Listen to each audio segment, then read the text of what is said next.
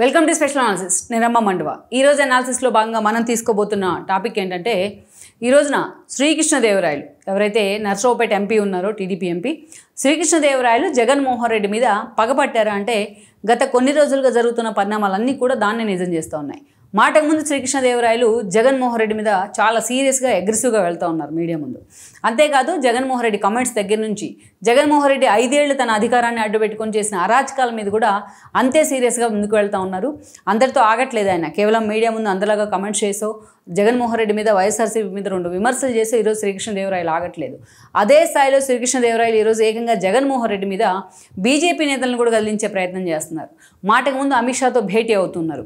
నిన్నగాక మొన్న ఆయన లిక్కర్ మాఫియా వ్యవహారంలో జగన్మోహన్ రెడ్డి పాత్రకు సంబంధించి, ప్రభుత్వ ఇన్వాల్వ్మెంట్కి సంబంధించి పూర్తి స్థాయి ఆధారాలను కూడా అమిత్ షాకి ఇవ్వడం జరిగింది. అమిత్ షా కూడా అవన్నీ చూసిన తర్వాత నివ్వెరపోయారంటూ కూడా ఆయన మాట్లాడారు.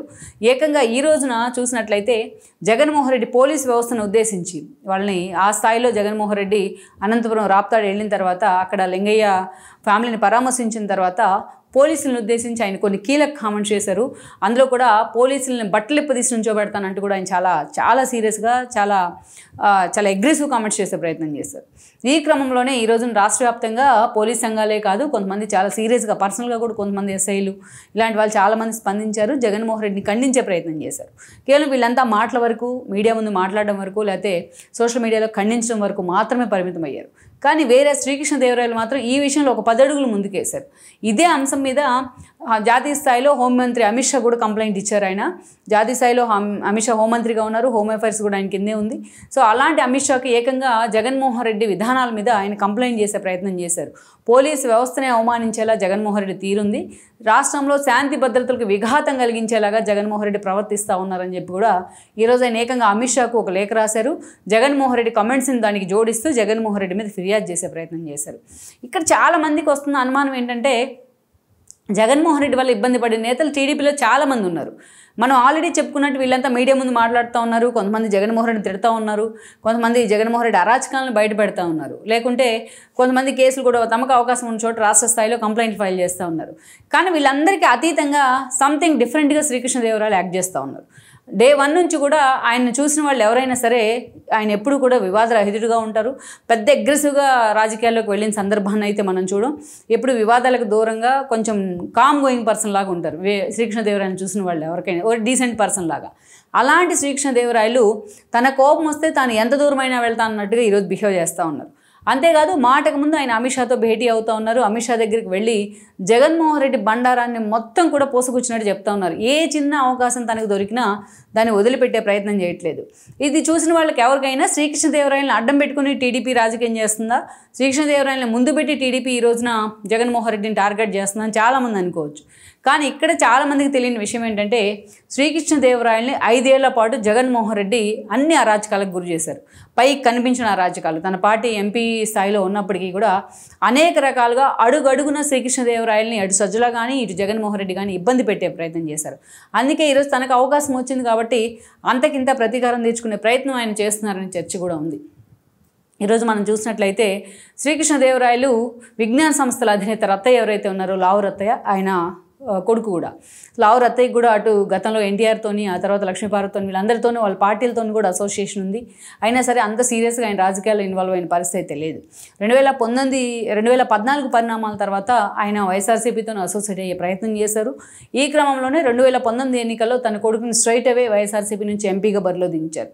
అలా శ్రీకృష్ణదేవరాయలు 2019 ఎన్నికల్లో నర్సరావుపేట ఎంపీగా బరిలో దిగారు. దెన్ అక్కడి నుంచి ఆయన ఎంపీగా కూడా గెలవడం జరిగింది. దాన్ని గెలిచిన తర్వాత మనం చూసినట్లయితే నర్సరావుపేట ఎంపీగా ఆయన ఉన్నారు. బట్ నర్సరావుపేట ఎంపీ పరిధిలో దాదాపు 7 అసెంబ్లీ కాన్స్టిట్యున్సీలు ఉన్నాయి. చిలకలూరుపేట లాంటి ఒక కీలకమైన కాన్స్టిట్యున్సీ, రాజకీయ చైతన్యం ఎక్కువగా ఉన్న కాన్స్టిట్యున్సీ కూడా నర్సరావుపేట ఎంపీ పరిధిలోనే ఉంది. అక్కడి నుంచి మనం చూసినట్లయితే విడదల రజని ఎమ్మెల్యే అయ్యారు. ఫస్ట్ టైం ఆవిడ ఎమ్మెల్యే కావడం కూడా. ఆ తర్వాత కొద్ది రోజులకి ఆమె ఆరోగ్య శాఖ మంత్రి అయ్యారు. తాను ఎమ్మెల్యే అయినప్పటి నుంచి శ్రీకృష్ణదేవరాయల విషయంలో చాలా నెగోషియేషన్స్ జరుగుతూ ఉన్నాయి. ఆయన రివ్యూలకు ఆయన పిలవకపోవడం, లోకల్గా అనేక రకాలుగా శ్రీకృష్ణదేవరాయల్ని హ్యూమిలేట్ చేసే ప్రయత్నం చేయడం, తన మరిది గోపిని అడ్డం పెట్టుకొని అనేక రాజకాలు సాగించడం, కోటప్పకొండ ఇష్యూ దగ్గర నుంచి చిలకలూరుపేటలో స్థానిక ఇష్యూస్ వరకు ప్రతి విషయంలో కూడా ప్రోటోకాల్ ఇష్యూ దాకా శ్రీకృష్ణదేవరాయల్ని అవమానించే ప్రయత్నం జరిగింది. ఆమె చేసిన అరాజకాలను అడ్డుకుంటే అనేక రకాలుగా ఆయన హ్యూమిలేట్ చేసే ప్రయత్నం జరిగింది. ఎన్నోసార్లు తన ఈ పంచాయతీని తీసుకెళ్లి శ్రీకృష్ణదేవరాయలు జగన్మోహన్ రెడ్డి ముందు పెట్టారు. కానీ సజ్జల లాంటి వాళ్ళు దాన్ని మ్యానిపులేట్ చేసే ప్రయత్నం చేశారు. ఎప్పుడూ కూడా తన సమస్యని శ్రీకృష్ణదేవరాయలకు ఉన్న సమస్యని అంత సీరియస్గా పార్టీ అధిష్టానం తీసుకున్న సందర్భం కానీ మిగతా నేతలను పంపించి అక్కడ రివ్యూ చేయిస్తున్న పరిస్థితి కానీ జగన్మోహన్ రెడ్డి చేయలేదు. ఇదే శ్రీకృష్ణదేవరాయలు వెక్స్ అయిపోయేలాగా చేసింది. ఒకే ఒక్కడు ఎవరంటే విజయసాయిరెడ్డి మాత్రమే అక్కడ లోకల్ ఇష్యూ మీద చాలా సీరియస్గా విడుదల రజనీకి వార్నింగ్ ఇచ్చిన పరిస్థితి అయితే ఉంది. కానీ మిగతా నేతలు ఎవరు కూడా శ్రీకృష్ణదేవరాయలు పట్టించుకున్న పరిస్థితి అయితే పోలేదు. అలా ఒక 5 ఏళ్ల పాటు చిలుకూరుపేట కాన్స్టిట్యున్సీని ఒక అరాచకాల కేటర్ ఆఫ్ అడ్రస్గా విడుదల రజనీ మార్చింది. ఆవిడ అరాచకాలన్నీ ఈరోజు బయటకు వస్తూ ఉన్నాయి. మాటకు ముందు ఆవిడ లేస్తే చాలు శ్రీకృష్ణదేవరాయలను టార్గెట్ చేస్తూ వస్తుంది. ఆయన ఆ స్థాయిలో ఆవిడ భాగవతాలు మొత్తాన్ని కూడా ఈరోజు బయట పెడతా ఉన్నారు ఇది ఆధారాలతో. ఇక ఈ క్రమంలోనే ఈరోజు చూసినట్లయితే మరోసారి ఆయన మొన్నటి ఎన్నికల్లో టీడీపీలోకి వచ్చినారు. ఎన్నికల కంటే ముందు జగన్మోహన్ రెడ్డికి పార్టీకి రిజైన్ చేసి మన టీడీపీ నుంచి నర్సరావుపేట నుంచే పోటీ చేశారు. అనిల్ కుమార్ యాదవ్ నెల్లూరు నుంచి తీసుకొచ్చి అక్కడ పెట్టినా ఆయన ఓడించి మరీ శ్రీకృష్ణదేవరాయలు ఎంపీ అయ్యారు. దాని శ్రీకృష్ణదేవరాయలు ఎంపీగా గెలిచిన తర్వాత అనేక రకాల ఈక్వేషన్స్లో ఆయన కేంద్ర మంత్రి అవుతారు, సహాయ మంత్రి అవుతారని ప్రచారం జరిగినా ఆల్రెడీ అక్కడ రేస్లో ఉన్నారు. కమ్మ సామాజిక వర్గం నుంచి సహాయ మంత్రిగా పెమ్మసాని అవ్వడం జరిగింది. దెన్ అక్కడి నుంచి చూస్తే రామ్మోహన్ డైరెక్ట్ విమానయాన శాఖ మంత్రిగా అవ్వడం జరిగింది. దెన్ ఈరోజు చూసినట్టయితే శ్రీకృష్ణదేవరాయలు కూడా 5 ఏళ్ల పాటు ఎక్కడ అంత అగ్రెసివ్గా వైఎస్ఆర్సీపీ తరపున మాట్లాడిన సందర్భము, రాష్ట్రానికి సంబంధించిన ఇష్యూల మీద మాట్లాడిన సందర్భము మనం చూడం. కానీ వేరే టీడీపీలోకి వచ్చిన తర్వాత నిజంగానే శ్రీకృష్ణదేవరాయలు తన మాటకు కూడా పదును పెట్టారు. మాటకు ముందు అగ్రెసివ్గా అన్ని ఇష్యూస్ని కూడా హైలైట్ చేస్తూ ఉన్నారు. ఈ క్రమంలోనే జగన్మోహన్ రెడ్డి లిక్కర్ మాఫియాకి సంబంధించి ఇప్పటికీ అమిత్ షాకు ఆధారాలు అందించారు.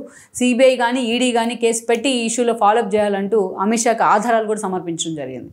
మరోవైపు చూసినట్లయితే లేటెస్ట్గా జగన్మోహన్ రెడ్డి తన అనంతపురం పర్యటనలో లింగయ్యని ఫ్యామిలీని పరామర్శించిన తర్వాత పోలీసులను ఉద్దేశించి ఆయన కమెంట్ చేశారు. పొలిటీషియన్స్ ఎన్ని కమెంట్స్ చేసుకుని దట్స్ ఫైన్, బట్ పోలీసులను ఉద్దేశించి బట్టలిప్పు తీసి నుంచోబెడతానంటే ఇప్పుడు చాలా అసహ్యంగా మాట్లాడారు.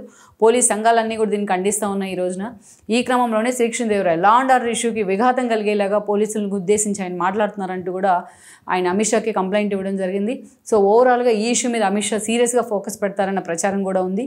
లిక్కర్ మాఫియా వ్యవహారంలో ఆల్రెడీ అమిత్ షా చాలా సీరియస్గా సిబిఐని రంగంలోకి దించబోతున్నారన్న ప్రచారం ఉంది. మొత్తానికి శ్రీకృష్ణదేవరాయలు వర్సెస్ జగన్మోహన్ రెడ్డి అన్న చందంగా ఈరోజు ఉన్న పరిణామాలు రేపటి రోజున ఏ మలుపు తీసుకోబోతున్నాయి.